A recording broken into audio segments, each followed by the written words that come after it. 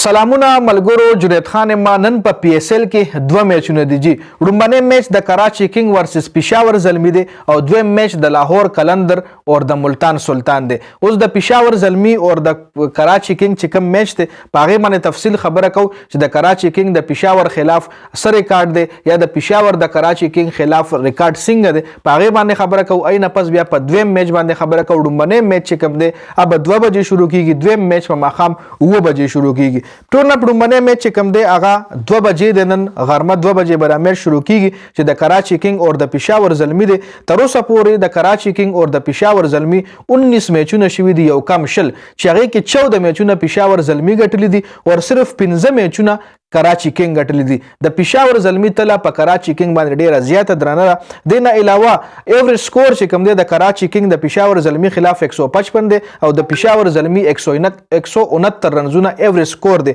د یو بل خلاف هایست سکور چې کراچي کینګ په پېښور زلمی کړی دی هغه 201 رنزونه لکه په یو میچ کې کراچي کینګ په پېښور زلمی 201 رنزونه هم کړی دي او پېښور زلمی په کراچي باندې 203 هایست رنزونه کړی دي کم سے کم سکور کراچي کینګ د پېښور زلمی خلاف 108 دی او دا پېښور زلمی 109 دی د کراچي کینګ خلاف کم سے کم لوویست سکور جی اوس لومبنی بیټینګ سوکو کی نو هغه کې میچ چا ګټلې دی لومبنی بیټینګ چوز کی چې کراچي کینګ لومبنی بیټینګ کړي نو پکې 2 میچونه ګټلې دي او لومبنی بیټینګ کچري پېښور زلمی کړي نو پکې لس میچونه ګټلې دي لومبنی بیټینګ چې کله پېښور کراچي کینګ کړي نو هغه هاي ایوریج سکور چې کم دی هغه 154 دی په لومبنی بیټینګ کې د کراچي کینګ او په لومبنی بیټینګ کې د پېښور زلمی ایوریج سکور 177 دی مطلب لومبنی بیټینګ چې پېښور زلمی کې د په زیات سکور جوړي 201 په لومبنی بیټینګ کې د کراچي کینګ دی او 203 په لومبنی بیټینګ کې د پېښور زلمی سکور دی 108 مینیمم رنزونه دي د کراچي کینګ او 131 مینیمم رنزونه دي په فرست اننګز کې د پېښور زلمی اوس چې دویم بیټینګ جی چې دویم بیټینګ کله چیز شوی دی چې کله چیز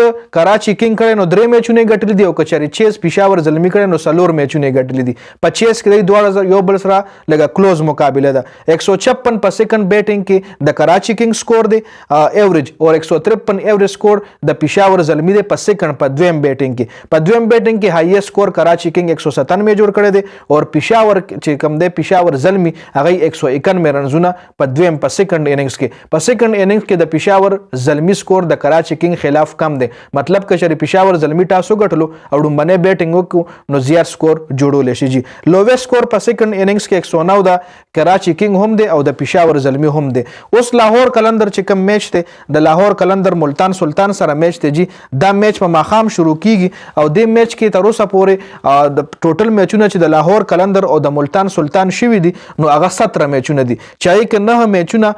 لاهور کلندر ګټلې دي او 8 میچونه پکې ملتان سلطان ګټلې دي 8 میچونه ملتان سلطان او 9 میچونه لاهور کلندر د لاهور کلندر تل راسي معمولی غونټي په ملتان سلطان باندې درنه ده جی ایوریج سکور چې کوم دی د ټول اوریج د میچ مطلب د ټول میچ ایوریج سکور د لاهور کلندر 158 دی او د ملتان سلطان 163 دی 206 د لاهور کلندر هایست رنز دی او 209 د لاهور د ملتان سلطان هایست سکور دی جی